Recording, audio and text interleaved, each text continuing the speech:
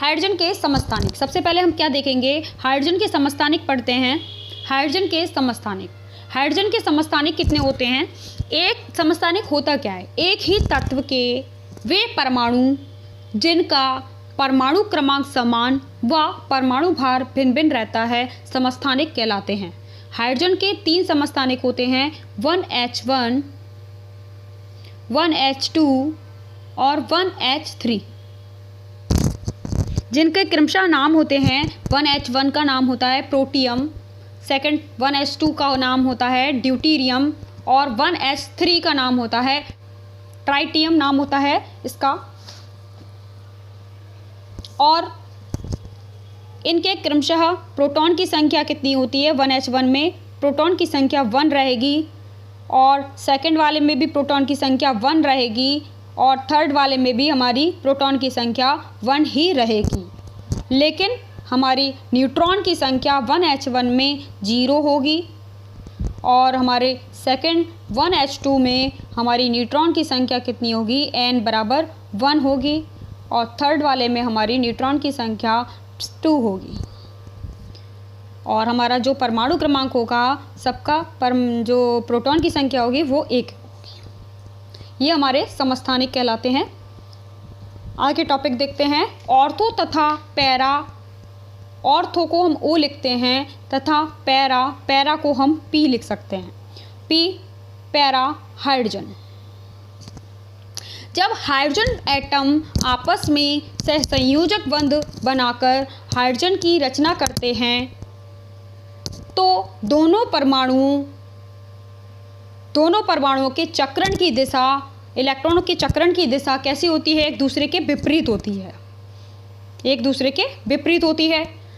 यदि दोनों नाभिकों के चक्रण की दिशा एक ही होती तो बनने वाले हाइड्रोजन को ऑर्था हाइड्रोजन कहते हैं। अगर दोनों की स्पिन जो है वो एक ही हो तो क्या कह रहे हैं? दोनों की स्पिन अगर एक ही होती तो क्या होता? वो हमारा क्या कहलाता? ऑर्थो हाइड्रोजन कहलाता, हमारा ऑर्थो हाइड्रोजन कहलाता।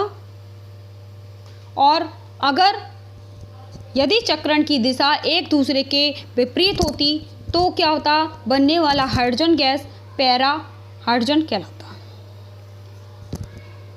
सामान्य H2 के 75% हाइड्रोजन ऑर्थो होते हैं, 75% होती है इसकी, और हमारा 25% पैरा होता है। इन हाइड्रोजन के सभी गुण समान होते हैं। अगला टॉपिक पढ़ते हैं हम, भारी हाइड्रोजन। ड्यूटीरियम क्या होता है? ड्यूटीरियम हाइड्रोजन का वह समस्थानिक, भारी हाइड्रोजन, जिसको हम भारी हाइड्रोजन भी कहते हैं या ड्यूटीरियम।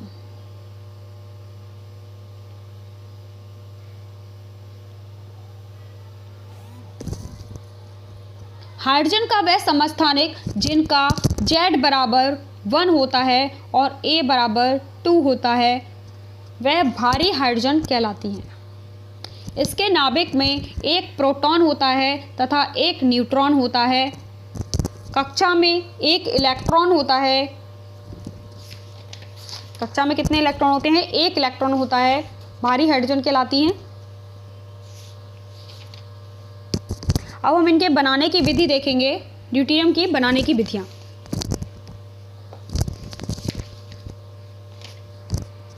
ड्यूटीरियम को हम कैसे बनाते हैं, बनाने की विधि देखेंगे। भारी जल का विद्युत अपघटन करने पर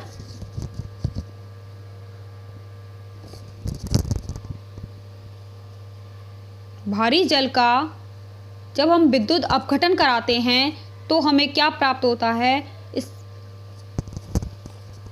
बनाने की विधि देखेंगे। क्या है बनाने की विधि?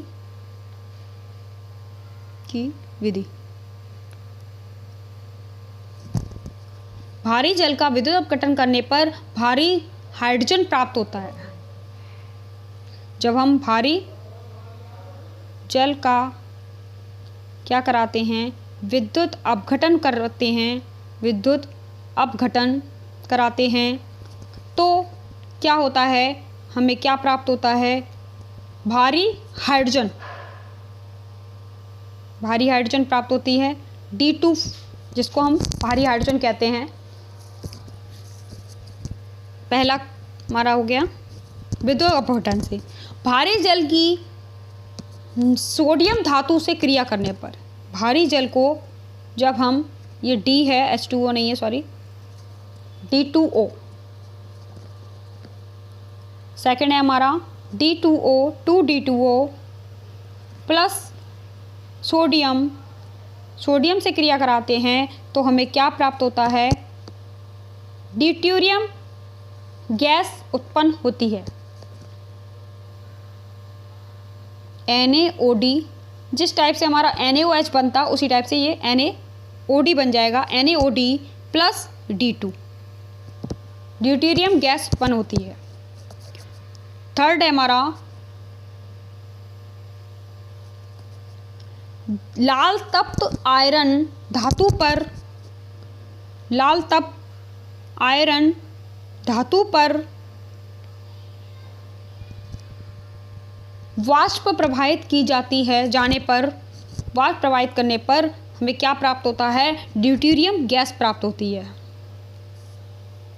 Fe3O4 प्लस 4D2 हमें क्या प्राप्त हो गई? Deuterium gas. आगे देखते हैं हम इसके भौतिक गुण देखेंगे, फिजिकल प्रॉपर्टीज क्या है इसकी। गुण, पहला गुण है इसका, ड्यूटेरियम रंगहीन, गंधहीन तथा स्वादहीन। क्या होती है? रंगहीन होती है, गंधहीन होती है और स्वादहीन होती है। इसमें ना तो स्वाद होता है, ना गंध होती है और ना रंग होता है। सेकेंड पॉइंट इसका, द्विपरमाणुक होते हैं। ड्यूटेरियम के अणु जो होते हैं द्विपरमाणुक होते हैं। द्विपरमाणुक।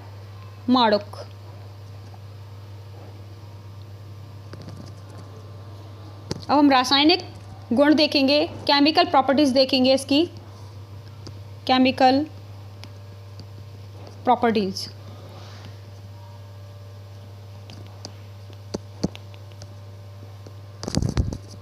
फर्स्ट है हमारा ड्यूटेरियम ऑक्सीजन से क्रिया करके भारी जल बनाती है। ड्यूटेरियम जो है वो D2 लिखना है, D2 plus oxygen equal to 2D2O। Deuterium जो है वो ऑक्सीजन से क्रिया करके 2D2O बनाती है, भारी जल बनाती है। सेकेंड है हमारा केमिकल प्रॉपर्टीज में, ड्यूटेरियम के अणु फ्लोरीन से क्रिया करके D2 plus fluorine equal to 2DF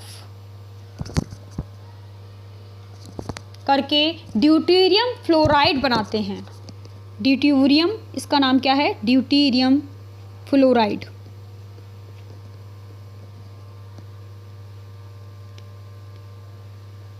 deuterium fluoride बनाते हैं।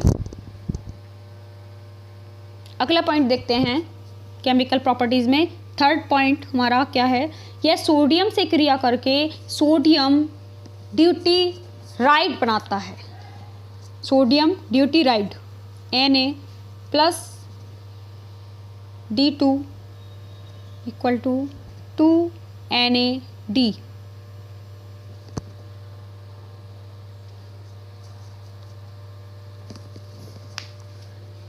आगे देखते हैं इसके उपयोग, क्या उपयोग होते हैं इसके। उपयोग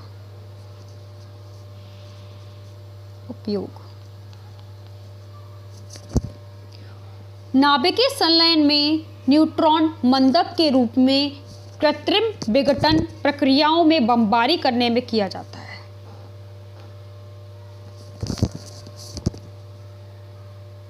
भारी जल, अब हम आगे, ये हमारा फिनिश हो गया है, आगे हम देखते हैं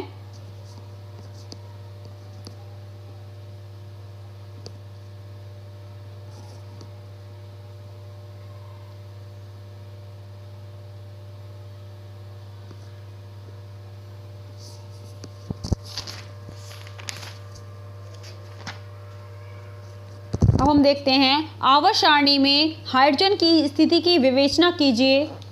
हाइड्रोजन की स्थिति देखते हैं हम, आवर्त सारणी में हाइड्रोजन की स्थिति क्या है। हाइड्रोजन की स्थिति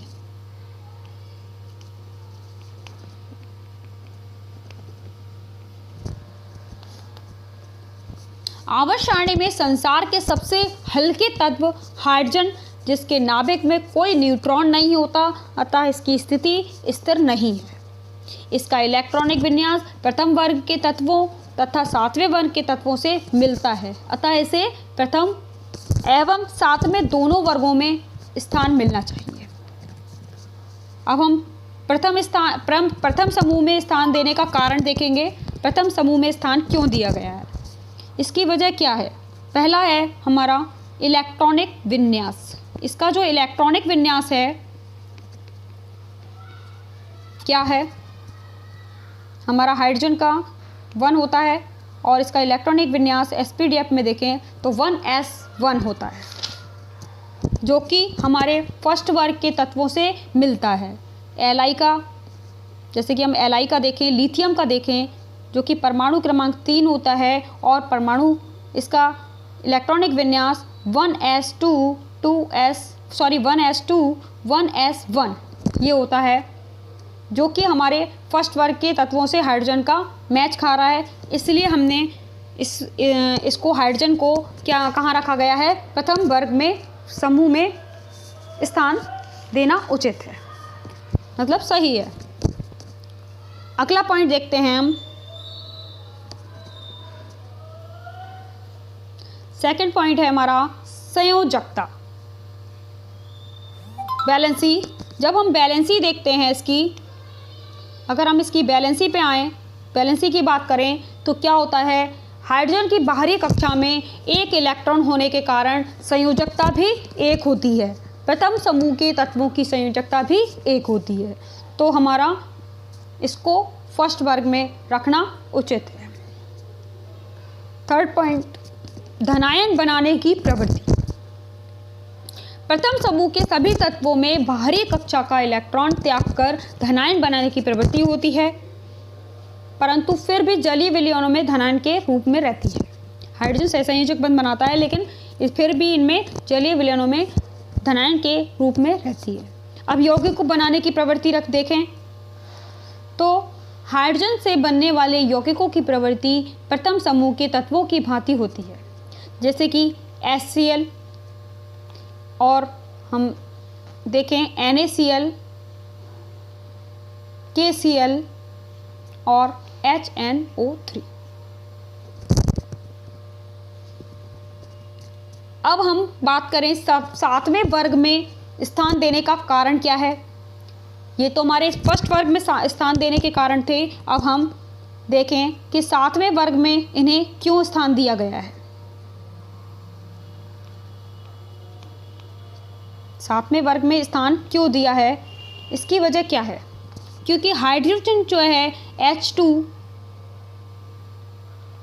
1 होता है और 1s1 होता है इसका परमाणु क्रमांक, इलेक्ट्रॉनिक विन्यास। और जब हम फ्लोरीन का देखें तो F2 होता है और फ्लोरीन जो है F2 होता है और इसका परमाणु क्रमांक 9 होता है और इसकी इलेक्ट्रॉनिक विन्यास क्या होता है, 1s2 2s2 2p5। क्लोरीन का देखें तो Cl2 बराबर 17 1s2 2s2 2p6 3s2 3p5। सातवें वर्ग के हैलोजन तत्वों की, सातवें वर्ग के हैलोजन एलिमेंट्स की जो की भांति हाइड्रोजन को अपना अष्टक पूरा ऑक्टेट पूरा करने के लिए एक इलेक्ट्रॉन की आवश्यकता होती है। अगर ये इलेक्ट्रॉन को मतलब अपना ऑक्टेट पूरा करे तो इसको भी हमारे लास्ट कक्षा में कितने हो गए हैं, ये हमारा 2 और 7 2 8 7। हम क्लोरीन का देखें 2 8 7, तो इन्हें कितने की ज़रूरत है, एक इलेक्ट्रॉन की ज़रूरत है, एक इलेक्ट्रॉन की ज़रूरत है, तो इनका अष्टक पूर्ण हो जाएगा। तो अष्टक पूर्ण करने के लिए एक इलेक्ट्रॉन की ज़रूरत है, आवश्यकता होती है। अतः इसे 7वें वर्ग में स्थान मिलना चाहिए। अगला पॉइंट है हमारा संयोजकता। अगर हम 7वें वर्ग की संयोजकता देखें, बैलेंसी देखें, तो 7वें वर्ग के तत्वों की भांति हाइड्रोजन की संयोजकता भी 1 होती है, इसलिए इसको 7वें वर्ग में भी रखना, मतलब स्थान मिलना चाहिए। अब हम देखते हैं परमाणुकता।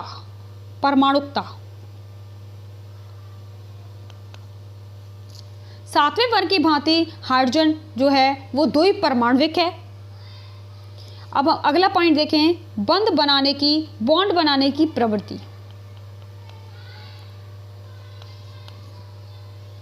बॉन्ड बनाने की प्रवृत्ति 7वें वर्ग के तत्व हाइड्रोजन के रूप में सहसंयोजक बंध से जुड़े होते हैं।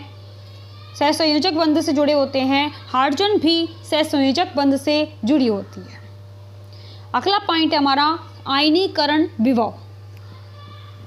आयनीकरण विभव देखें जब हम, तो हैलोजन तत्वों का आयनीकरण विभव अधिक होता है। हाइड्रोजन का आयनीकरण विभव भी परमाणु का आकार छोटा होने से अधिक होता है।